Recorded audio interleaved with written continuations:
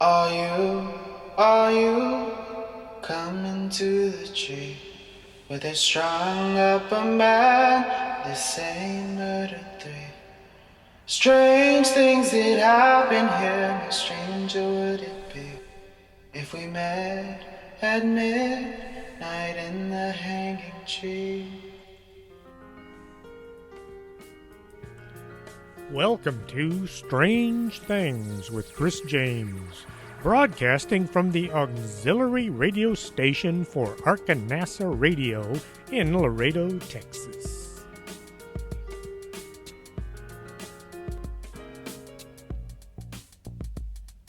And welcome to the show. I'm your host, Chris James. Here we are with another exciting episode of Strange Things. At least I hope it's exciting.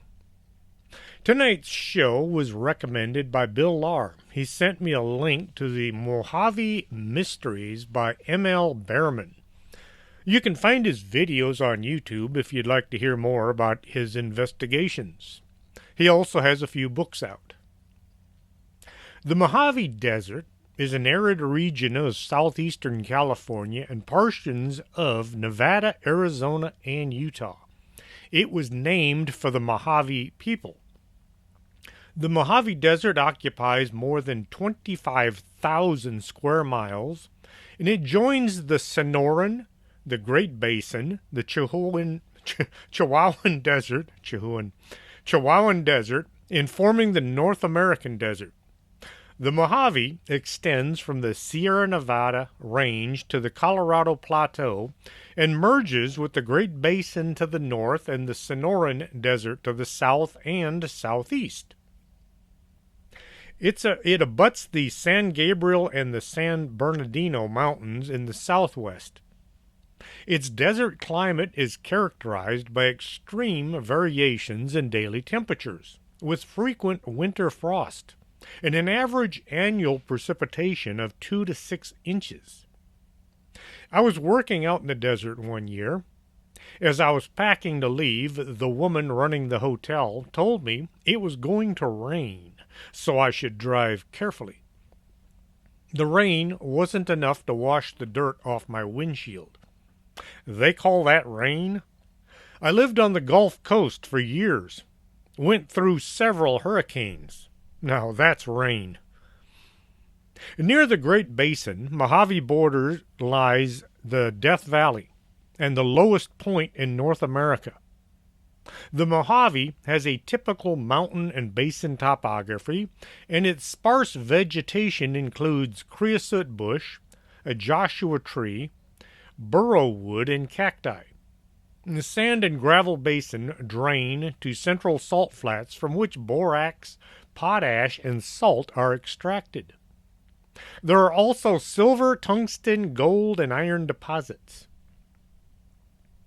The intermittent Mojave River flows predominantly underground to Soda Lake. The Colorado River and Lake Mead are situated near the eastern end of the desert. Cattle grazing is common in the northern portion of the Mojave, while the southwest part adjacent to Los Angeles has undergone urban and recreational development. There are several U.S. military installations, like Fort Irwin and Edwards Air Force Base, as well as Joshua Tree National Park. Las Vegas, Lancaster, Victoriaville, Mojave, and Barstow are the chief towns. In August 1891, the Los Angeles Herald carried this story. Hunters north of Bakersfield told people in Fresno they had seen not one, but 2 giant flying reptiles while out in the field. Described as monstrosities that were half bird and half alligator, the creatures had swooped on the hunters, snapping their jaws and making sounds that were like a swan, but it wasn't a swan. A swan will snap its beak as it comes at you. Well, they also make a lot of noise. 1908, 2 associates of the British Museum were hunting for fossils in a cave near Malibu Ranch when they were driven off by a huge flying creature described as half bat, half reptile, and resembled a living pterodactyl. The creature escaped into the mountains towards the desert. Even today, folks have reported seeing pterodactyls flying out in the desert. The last few years, any sightings will be questionable since you can buy drones that look like all manner of flying dinosaur. Barry Storm's real name was John G. Clemenson. He was a miner, prospector, and adventurer from Arizona. Barry led gold prospecting trips for people, including former GOP presidential candidate Barry Goldwater, from whom he took the name Barry before adding the last name Storm.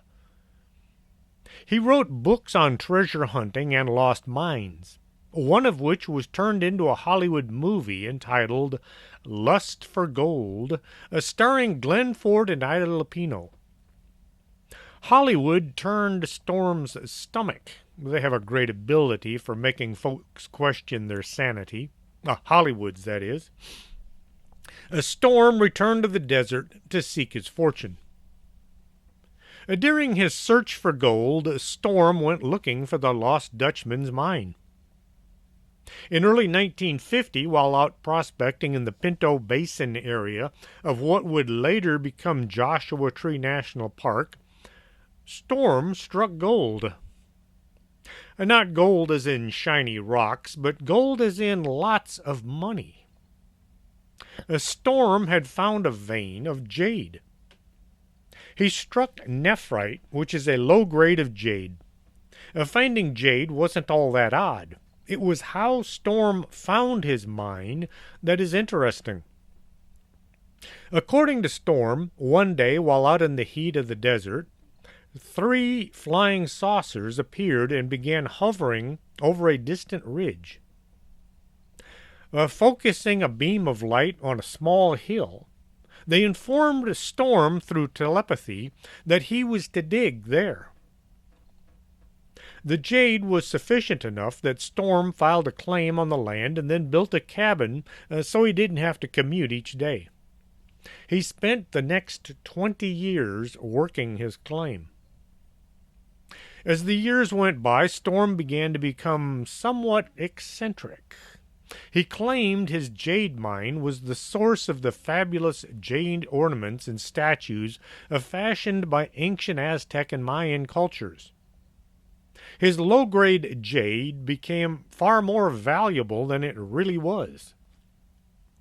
Scientists today say they can prove the jade artifacts in their museum came from Central America and not Storm's mine. Now, I don't hold much value in scientists who tend to toe the line saying whatever it is the front office folks tell them to say, but in this case they just might be right. The men in black, or some other government operatives, were keeping watch on Storm. This may have been because of his contacts with aliens and UFOs. The Barry Storm UFO jade mine has quite a reputation. Back in the early days of ufology, the government would send operatives to keep an eye on all the UFO gatherings. They were studying it without really studying it. They wanted to know who was there and what they were saying. The Storm began telling people there was a mob contract out on his life. It's about a 3-hour drive from Joshua Tree to Las Vegas. Anything that brings in money would attract the attention of organized crime. Men in suits may not have been hanging around but their lackeys might have been there.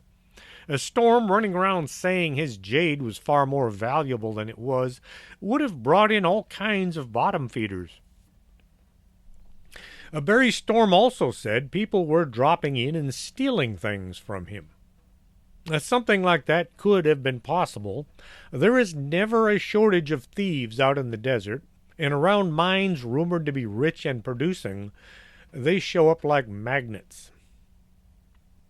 Barry Storm died at the Long Beach VA Hospital May 18, 1971, and he is now buried at the Los Angeles National Cemetery. The desert is crossed by miles of railroad track going in all directions. Hot and dry, working in the Mojave can be unpleasant at its best. Then again, at night it gets very cold. In 1954, while checking the conditions of the tracks out in the desert, a man spotted something in a ditch 164 feet away. Wondering what he might be looking at, the inspector made his way over to the ditch. Lying in the bottom was a body.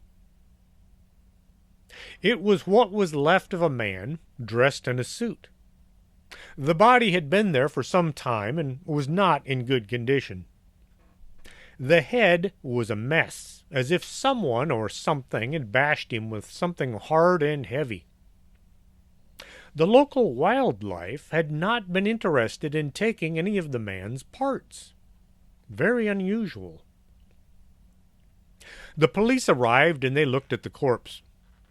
They could find no wallet or ID, but there were 2 traveler's checks in the coat pocket. Once the body was at the morgue, they discovered a tattoo. It was a Marine Corps number that was traced back to a Robert Whitworth, a 33-year-old man from Nebraska. The authorities contacted the family, and they were surprised to find out that no missing persons report had ever been filed. The family said he'd been traveling from L.A. to Nebraska, but he never arrived. Instead of contacting anyone, they just assumed Robert had simply taken a job somewhere and decided not to come home. During the investigation, the authorities found what they said was a mark in the dirt where Robert had hit the ground after falling from the train. If you've ever looked at railroad tracks, you'll know the ground on either side is a bed of crushed rocks. You'd have to hit the ground really hard to make a dent in it. The authorities continued with their bizarre speculation by saying that Robert had fallen from the train, causing his head wound. He got up in a state of confusion and stumbled around the desert until falling into the ditch. Being unable to climb out, he lay there until he died. The head wound was massive. Nobody would have been able to walk 10 feet, let alone 164 feet, with so much of their brain hanging out. It sounded as if the police were trying to close the case quick so they could get on with other things. It happens. If there is no pressure to solve a case, or the case isn't very interesting, or there might be some unexplainable conclusion, the authorities have a lot of other things to take away their attention. Have you ever seen a ghost? Are you sure? People tend to think of ghosts as looking a certain way, Hollywood-type things. Most of the folks I've interviewed have had ghost encounters where they thought we were looking at a normal person. The clothes may have looked a little odd, old-fashioned or out of place, but the person looked solid and real right up until they vanished. Orbs might be the energy from someone who passed away, or they are trying to manifest themselves, but they lack the practice or energy. Or they could just be the final spark of energy showing up without intending to. Kind of like the last ember of energy in a person's body. I get a kick out of people who make all kinds of declarations about things we don't really understand. Let's face it, ghosts are seen all over the place for unknown reasons. If you see what you believe is a ghost, try to look at it with your mind open. Don't get too wrapped up in the location. Ghosts are wherever they want to be. What does it look like? Who does it look like? Is there a history of others seeing spirits or ghosts in that area? Do you have a history, or your family has a history of seeing things that others don't? You can take a group of people and walk them around a location. One or two might see something that the others don't. This may have to do with how some folks think. They see something they can't explain, so they ignore it. They ignore it so much they convince themselves that they didn't really see anything.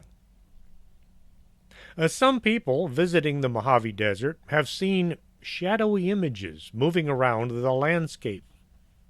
Some of these look like a shadow cast by a person where there's nobody there at the time. Others say they saw what looked like a shape of a person, but all shadow, like the person was made from black smoke. One place in particular is the Barker Ranch, made famous by Charles Manson and his family of killers. Manson and his minions were convicted of murdering 9 people in 1969. The authorities only found 9 bodies. The story goes, while Manson and his gang were living at the ranch, they would lure people out to the desert.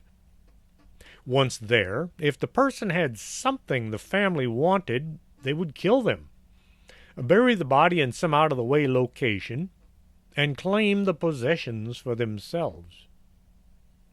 Many drug deals ended up with a murder or two. After the Manson incident, the Barker Ranch became a tourist attraction. People would visit the ranch to see where so much debauchery had taken place. During the visits, some people have seen shadows, the shapes of people, smoky silhouettes. Some say they saw orbs. The number of missing people reports, along with sightings of possible spirits, was enough to get the authorities to look into the area. In 2008, they brought in cadaver dogs and ground-penetrating radar. They swept the area around the ranch. For some odd reason, they were only allowed to dig down 4 feet if they did have a hit. This makes me wonder, who put a limit on the investigation? If you're looking for dead bodies or trying to solve a crime, why put limits on what you're allowed to do? It sounds as if somebody didn't really want to find anything more. Manson was in prison. More bodies would mean more work and spending more money. Maybe they didn't want to find out what actually happened. The investigation might have been done just so they could say, there, look, we looked, but we didn't find anything. We may never know how many bodies are actually buried out on the Barker Ranch. I've been to the Mojave Desert, Fort Irwin. I was reassigned to the 2nd Armored Division because they were short-handed. I was assigned to a platoon and told to report to Sergeant so-and-so, I can't remember him today. I was going to work as a loader on an M1 tank. My training was all in the M60, an older version, an older tank. A driver on an M1 tank is actually considered a step up from a loader, whereas on an M60 it's the other way around. The driver's the low man on the totem pole, and the loader's the second up. Well, anyway, I was to be assigned as a loader on this tank. My whole time in the desert went down from there. I was told to put my gear on the tank. I was going to load. Hours before the tanks were to head out, soldiers were drawn from each platoon to be dropped off at intersections so that nobody got lost in the dark. The intersections were just trails in the sand going to different parts of the desert. 2 soldiers were told to stand on the side of the trail and see to it that the tanks and the trucks and the jeeps all kept going in the right direction. We were each handed 1 MRE and told the last vehicle in the column would be a deuce and a half. It would stop and pick us up. The sun went down, and we stood there in the dark, waiting. It got darker and colder. At long last we heard tanks coming. M1 tanks make a lot of noise. That turbine diesel is a jet engine. We turned on our red lens flashlights and stood there watching as the column went by. Tanks and trucks and armored personnel carriers and jeeps. This was a tactical road march. No lights. The vehicles have tiny little lights on the rear end so the drivers don't run into each other. Nobody was using night vision at the time. It took a long time for everybody to go by. At long last, the line of vehicles was over. A jeep came to a stop next to us. The lieutenant told us that he was the last one in the column. We asked about the deuce and a half we were supposed to be picked up by. The lieutenant had no idea about who was supposed to pick us up, so he just told us to wait and somebody would come for us. He then drove away. We stood there in the pitch black and waited. There was nothing to sit on, just sand. After an hour or so, we sat down and leaned against each other's back. We sat there, and it got colder. We had to stay awake, because if and when a truck came by, we would have to let them know we were there. Otherwise, they would just drive right by us in the dark. It was a long, cold night. Sometime around 3 in the morning, we heard a truck coming. We jumped to our feet, turned on our flashlights. The driver stopped and asked us what we were doing in the middle of nowhere. We told him about the road march and waiting for a ride. He told us to get in the back and he'd take us to a supply area. A few minutes later, the truck stopped to pick up the next set of road guards. This went on for the next hour. Now there were about 20 of us in the back of the truck. The driver pulled into a low spot, told us to wait there, and he got into a jeep and drove away. We sat there in the cold and dark. At sunup, a jeep came by and gave us some more MREs for breakfast and told us that somebody would come for us eventually. At around noon, a jeep came by and the truck driver got back in the cab. He drove us to the division kitchen. As food was being taken out to the platoons, we would get a ride back to our assigned units. Of course, we were expected to work first. I had to load the food in the truck and then serve the troops, and then I had to clean up. Finally, I was getting close to the tank I was assigned to. Close, but not on it. At sundown, I was told to report for guard duty. My platoon was part of the TOC, a Tactical Operations Center. It's a bunch of M577s that are set together to form a huge tent for the brass to hang out in. If you're in the military, you'll know what I'm talking about. Otherwise, just take my word for it. It's a whole bunch of officers and not enough enlisted men. I had to walk the perimeter and make sure the op force didn't try to sneak in. Op force are U.S. troops that are pretending to be the enemy. They wear different uniforms and they carry enemy weapons, well, unloaded enemy weapons, and they have all kinds of equipment and gear that is set up to look like the enemy. I walked around the M577s and I tried to stay awake. As I was walking, I spotted a slight red glow in the dark.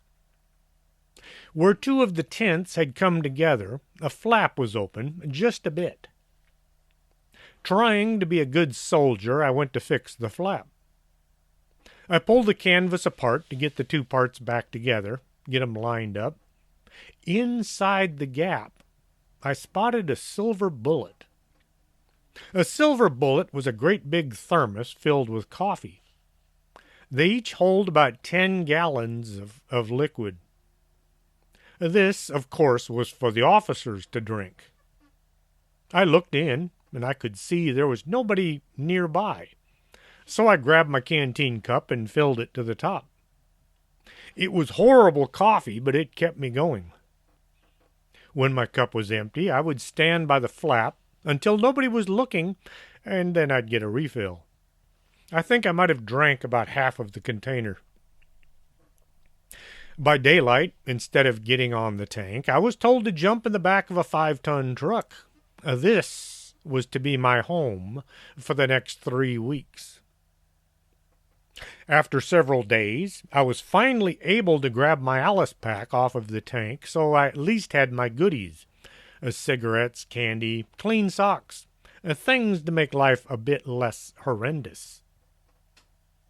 I pulled guard duty every day. As soon as the talk would reach its next location, I had to start my rounds. I also pulled guard duty every night. For some odd reason, the Army, the military, has this idea that you can go for an entire day on only 4 hours of sleep. And it wasn't 4 continuous hours. Just to rub a little salt in my wounds, as soon as we got back to the motor pool, I was told to help get the tank ready for turn-in. The only time I was actually on the tank I was assigned to was when I was having to work on it. No one ever said the military was kind or fair.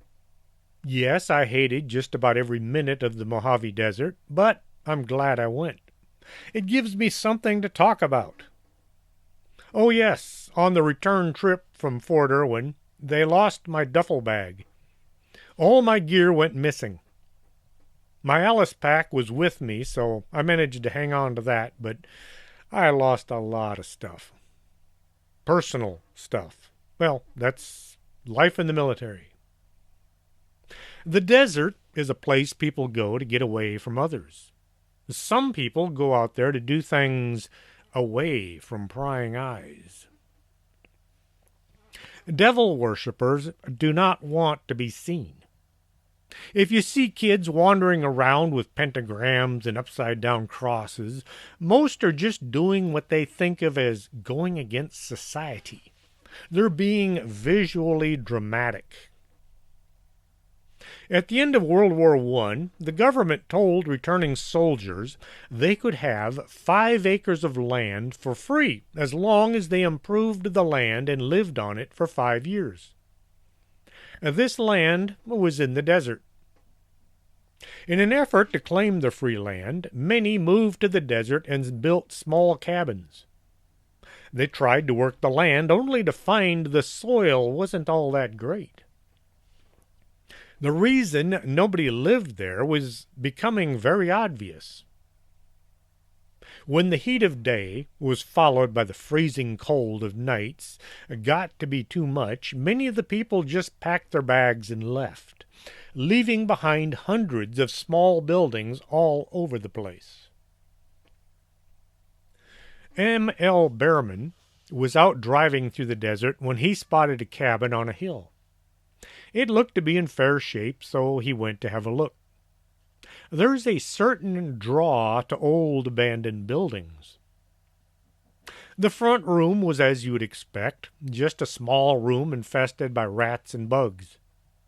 The next room was bigger. One wall had been painted black. White paint was used to put a huge pentagram on it. In the middle of the pentagram, somebody had crucified a raven. This sounds very much like a satanic ritual. The thing to keep in mind is a lot of kids and some adults will see something in a movie and think it would make a neat thing to recreate to maybe startle someone. An unexpected something to run into and scare folks. Then there are the real crazies who worship the Dark Lord. The people at the death ranch in Matamoros really believed they were being protected by the devil. Once you've decided to play with satanic things, it's nearly impossible to stop. How can you tell the difference? One quick way is simply by the name. occult. This means hidden. If the evidence is someplace where it is easy to find, it is probably just hooey, just kids or adults pretending. If you find weird altars or symbols in some out-of-the-way location, someplace that's difficult to get to, you're more than likely dealing with the real thing. And on that unpleasant note, I'm going to take a brief pause and play a couple commercials. Don't go away, we'll be right back after this.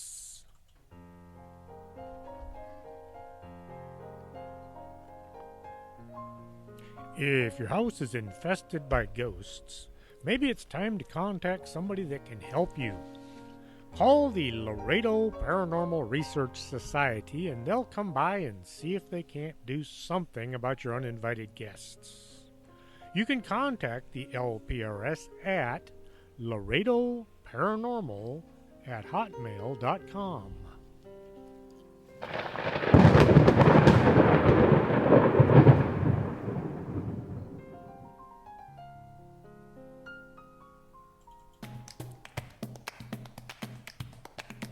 It's a bird. It's a plane. I need to get my eyes checked. Where am I going to get my eyes checked? Why, at Optica del Norte, 107 Calle del Norte, right across the street from the Embassy Suites. You should be able to see what you're looking at.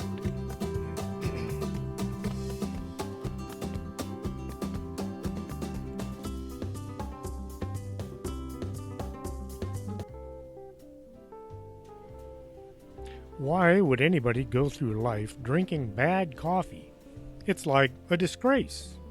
Here in Laredo, we have the Organic Man Coffee Trike, the best coffee on the planet. You can find them at 4501 McPherson. Or, if you don't live in Laredo, you can order at organicmancoffeetrike.shop. The absolute best coffee on the planet.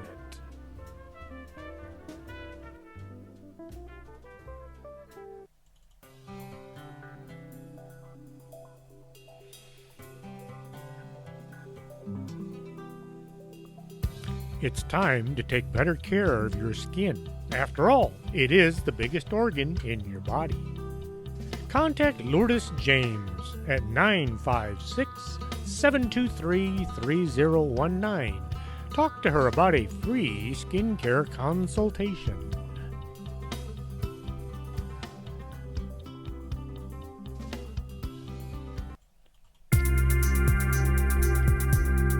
This is Arkanasa Radio you've been listening to.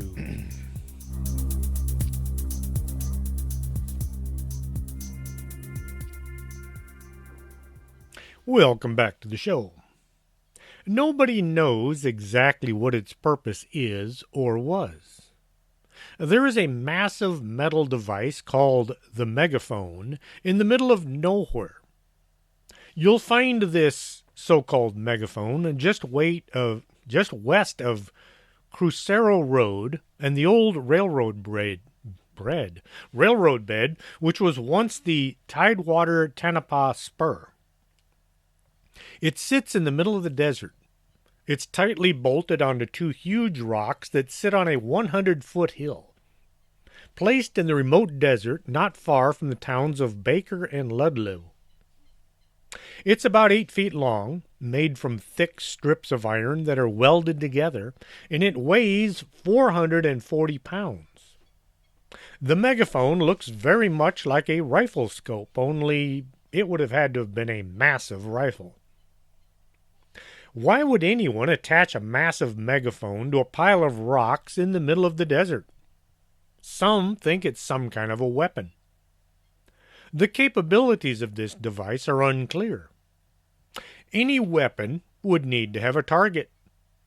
Being bolted in place and aimed at nothing makes the weapon idea not very interesting. It may have been used to transmit sound over a long distance. If so, then parts are missing. Folks say the thing could have been a listening device. Now, once again, it's missing some parts. There are those that say it's shaped like a venturi. A venturi is a short tube with a tapering constriction in the middle that causes an increase in the velocity of flow of a fluid and corresponding decrease in fluid pressure. That is used especially in measuring fluid flow or for creating a suction. Normally, venturis are hourglass-shaped, and the mysterious device shape is more like a rocket nozzle. If this is part of a rocket, why put it up on a rock? This would have made using it, even as a test, very difficult. One theory suggests the megaphone was used to amplify a siren that alerted locals when the U.S. Army was conducting some secret chemical or gas tests in the area. Once again, the device is bolted in place. Warning devices were made to rotate so the sound could be heard in a 360-degree area. Another theory says that visitors could hike out to where the megaphone was and stretch a skin over the end of the object and play it like a drum. I find this a bit of a stretch. Get it? A drum built on top of a 100-foot pile of rocks to be used by somebody who had to know the thing was there and how to use it, and they would have to bring their own parts.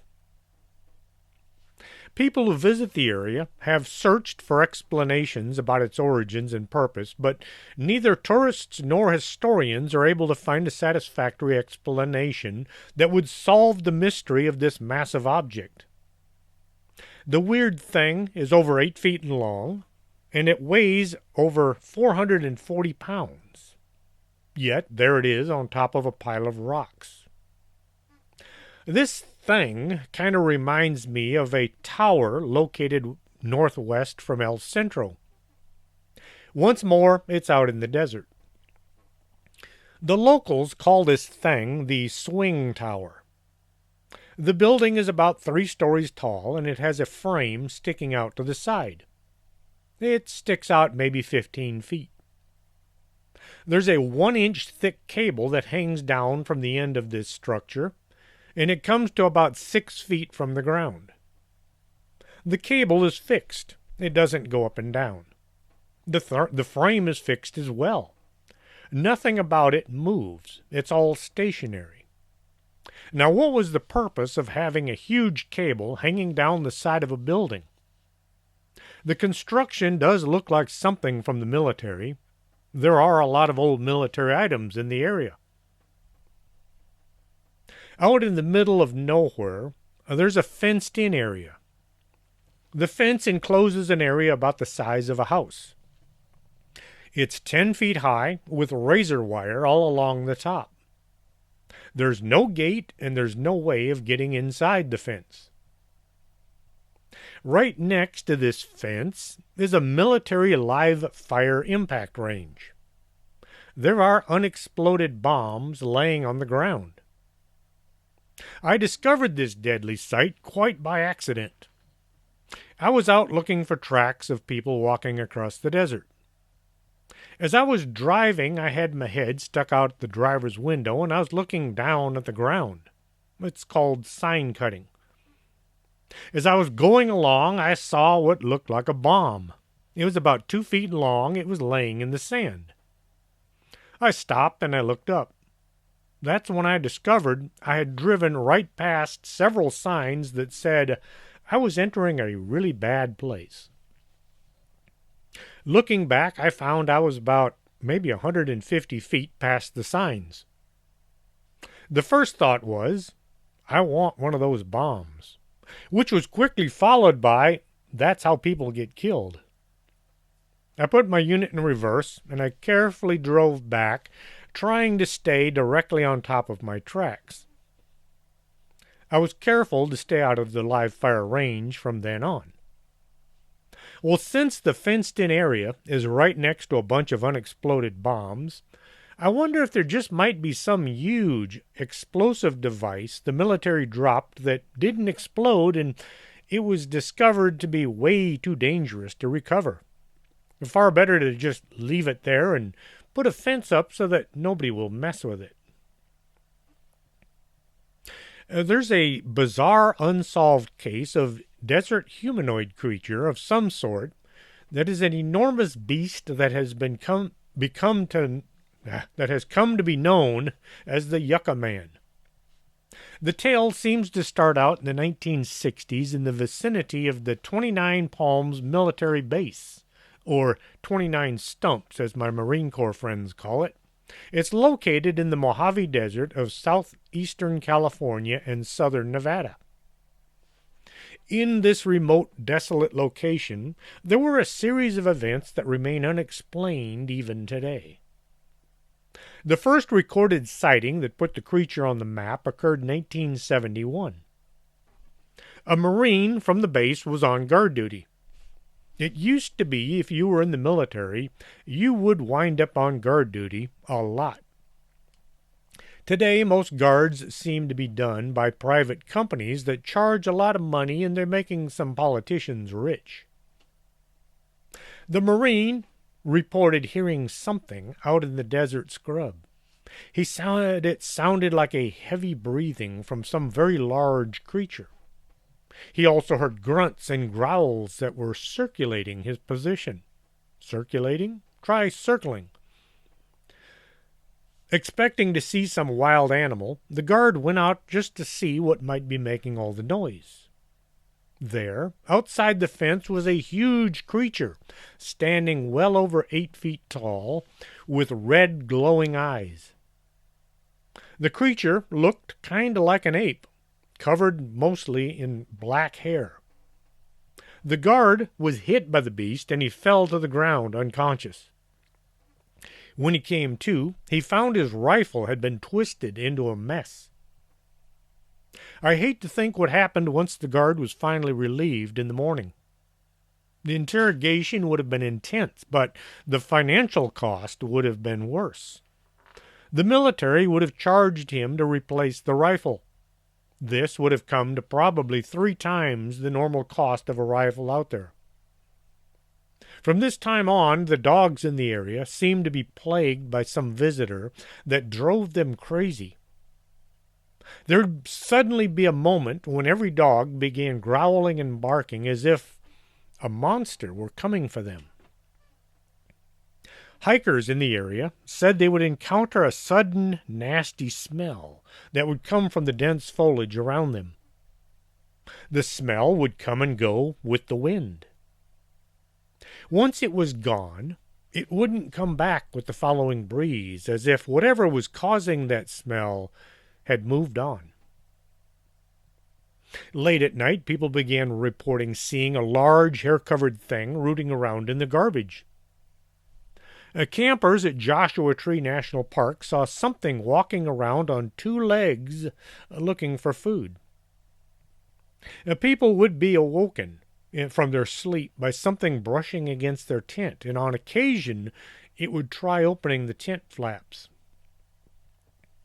Employees of the park saw a huge man shape walking around at night. The shape was 8 to 10 feet tall. They were never able to get close enough to say whether or not the thing was covered with hair. In June 1973, a report from Antelope Valley Daily Ledger Gazette described the creature and some reports saying, "The creature likes to run around houses and leave footprints. This is its M.O. in the East Lancaster area, where footprints were found around several houses recently. One woman reported that the creature ran around her house and began scratching at the door. A small boy sent out to tell his father that supper was ready was found hours later crying near the corral. When asked what happened to him, he answered that a big, furry man wouldn't let him go by." That same year, there were many sightings of the creature in the area of Lancaster, in the western Mojave Desert in California. There were sightings made by 3 separate Marines at 3 separate times. It got to the point there was a near tragedy when 2 search parties were out Bigfoot hunting in the wake of the mysterious reports, and they almost shot each other. Anytime I'm watching TV and the Bigfoot hunters start their efforts like call blasting and wood knocking, and then they get a response, everybody gets excited. They got a response, and they do the same thing, making some more noises. I wonder if they are actually hearing another Bigfoot group that think that the originators of the calls or knocks are Bigfoot instead of investigators. You know it has to have happened at least once. The sightings continued. In 1979, there was an account given by an elderly couple who said the beast had stepped right out in front of their car, towering over the vehicle before lumbering off into the night. Folks later found enormous tracks where the creature had left the road. Also 1979, there were 2 additional sightings from Hemet, California, of a massive 10-foot-tall creature that left behind footprints that were 1.5 feet long. Around this time, there was a string of sightings of all sorts of strange phenomena near the Edwards Air Force Base, about 22 miles northeast of Lancaster. There were numerous reports of base personnel sighting hulking humanoid figures in the dark, which it was speculated were using a series of underground tunnels to move about. The Indians have many stories about natural tunnels that run under the ground. These tunnels were used by mysterious beings to move from place to place. When the government built Muroc Bombing and Gunnery Range in 1933, nobody really knew about these tunnels. Muroc was changed to Edwards in 1949 as major construction took place. During this construction, some of the tunnels were found, and they were used for storage, or they were improved and used as underground facilities. Scattered about the base are odd-looking buildings with only a door to enter. There are no windows. Inside there are stairs that lead down to some tunnel that goes to Lord only knows where. There were many UFO sightings in the area at the same time, but whether or not this had any connection is unknown. When I attended the first Huntsville Bigfoot conference, I talked to a man who had researched the connection between UFO sightings, Bigfoot encounters, and people going missing. Most of this activity had taken place around the Sam Houston National Forest. Edward Slate, a Bigfoot investigator, showed up around Edwards and began asking questions. He found an airman who was willing to talk.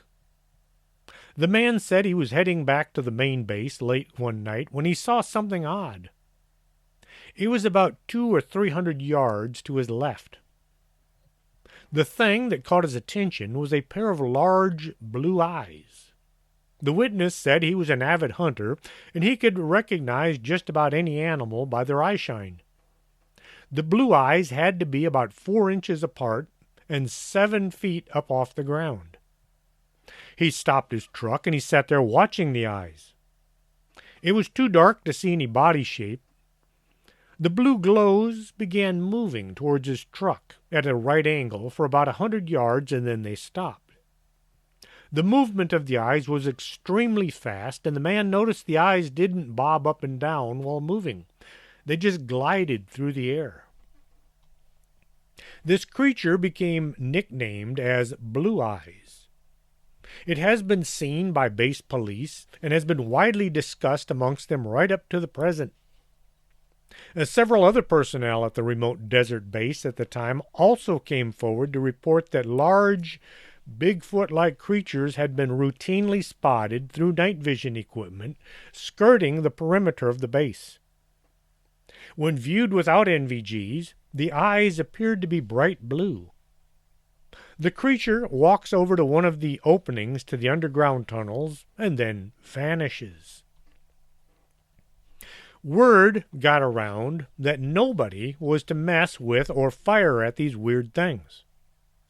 Anytime one of the creatures was caught on video, the recording was confiscated and disappeared into some undisclosed vault.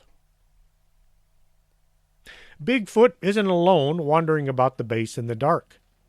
Some reports have been made of encountering shadow beings. People see these shadows moving about as they're patrolling the airbase. On a few occasions, guards have encountered shapeshifters. They would spot a human shape moving through the restricted area. The guards would move to intercept the intruder. As they got close, the person would morph into an animal and then speed away, jumping over 8-foot-high fences without any difficulty. Few of these guards wanted to have their names attached to any official reports, but they have been willing to make reports off the record. Also from Southern California are more modern reports of some sort of hair-covered bipedal creature with glowing red eyes that has been seen loping or running along at high speeds along Highway 14, and which has come to be called the Sierra Highway Devil. One witness said the creature came from the left side of the road. He spotted something very large that seemed to stand up on 2 legs and then run across the road. The bottom half looked human, covered with hair. The top half was kind of indistinct. It did appear to be some kind of a monster. It looked scary. The headlights only got the bottom half, and the thing ran about 150 feet in front of the vehicle. It made it across the road in 3 strides. He distinctly remembered seeing the arms pumping back and forth, just like any one of us would do while running across the road. The creature looked to be about 8 or 9 feet tall. The Sierra Devil is also called the Cement Monster because it was seen at a concrete facility near Big Bear Lake, which is owned by the Mitsubishi Cement Corporation. In 1988, the beast was seen by 2 Marines who were on their way home from a skiing trip when they saw the creature moving about one of the strip mines in the area. Bigfoot has also been seen near Borrego Sink, 45 miles southeast of Borrego Springs, California. These reports sound odd since Bigfoot is associated with forested areas which have streams and rivers. The desert would be hostile for any huge hair-covered creature. 1939, a man was camping alone in one of the many dry gulches of the area. He was awoken in the middle of the night by a pair of 2 hairy creatures stalking about his camp on the fringes of his campfire. They were moving on 2 legs. The beasts were described as having white or silver fur, and they possessed piercing red eyes that glowed in the dark. The 2 creatures circled the camp menacingly for some time, but seemed to be somewhat afraid of the fire. They kept their distance until finally they disappeared into the desert. The witness didn't get any sleep that night, and at first light he packed his gear and got out of there. 30 years later, in the same area, a man named Harold Lancaster had his own frightening encounter as he was camping in the sink. Lancaster described how an enormous hair-covered bipedal creature stalked out of the wilderness and lumbered straight towards him in an intimidating manner. The man feared that he was about to be killed, so he fired his revolver in the air in an effort to scare the monster away. Whatever the creature was, the gunshot did the trick, because the thing jumped about 3 feet in the air before glaring at Lancaster and then running off into the brush. Lancaster didn't say what color the hair was, so we can only guess whether this was the same or similar creatures. Borrego Sink is not the only place in the desert with its share of ominous man-beasts. In a place called Dead Man's Hole, located 7 miles from Warner Springs on Highway 79, there's a string of vicious, unsolved murders that occurred back in the 19th century that have been blamed on a malicious, marauding Sasquatch. 1858, the first victim was killed under mysterious circumstances, followed by more slayings over the years. A Frenchman was killed in his cabin. A prospector named David Blair was killed in what looked like a knife attack. A woman named Belinda was strangled and her body was mutilated. The story may have just been chalked up to an insane killer on the rampage had it not been for a curious story that surfaced in 1888. Two men were hunting in an area known as Dark Canyon when they came across a cave full of scattered remains of various mutilated animals. As they were investigating the cave, the hunters said they were attacked by a huge man-like beast that was covered in matted black hair, had huge hands and feet. The hunters said they opened fire on the beast and killed it. Not knowing what this creature was, the hunters bundled it up and took it to San Diego for identification and study. The dead thing was shown to the police, who took custody of it. At that time, a paper called the San Diego Union ran the story and said that the rampaging mystery creature had been the one responsible for the murders, which was causing quite a public stir at the time. The next day, the paper ran a story that said the article had simply been an April Fool's joke. It is unknown if this was actual report of the body of a creature or whether it was just a hoax put out by the newspaper. The thing is, the mysterious murders still remain unsolved, and they stopped right after the hunters had shot this creature. This April Fool's joke from the newspaper sounds kind of like what happened in Roswell in 1947. We have a flying disc. Oh no, it's just a weather balloon. We have a dead creature on a slab at the morgue's office. Oh no, it's just a joke. This next story is said to take place in many different places. One story said it was in the Mojave Desert, while another says it was the Sonoran Desert. In the early 1600s, King Philip of Spain sent a fleet to western coast of Mexico in order to dive for pearls.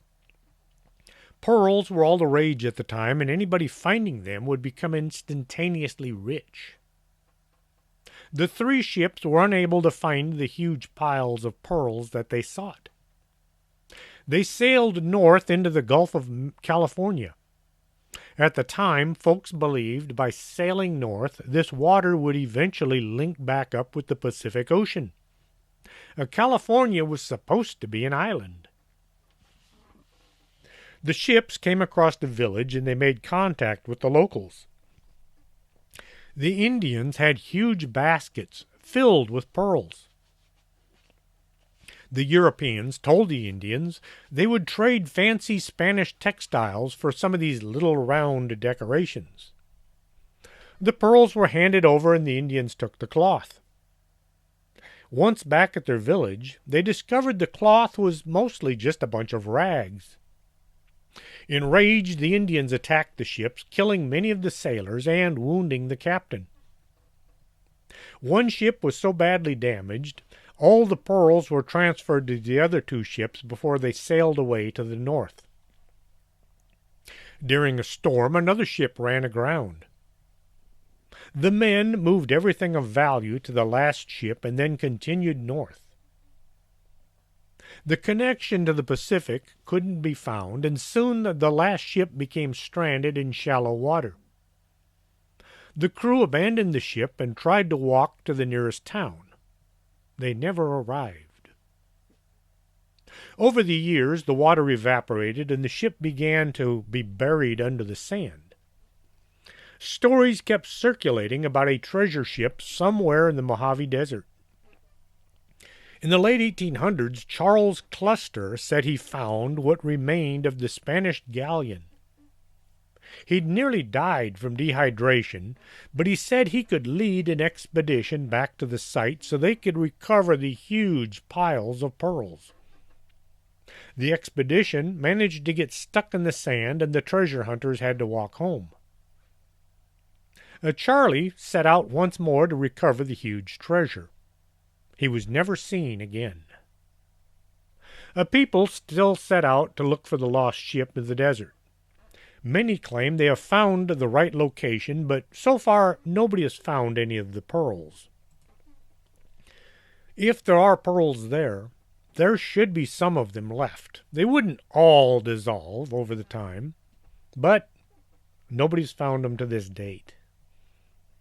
I hope you enjoyed tonight's show. If you did, let your friends know what they're missing.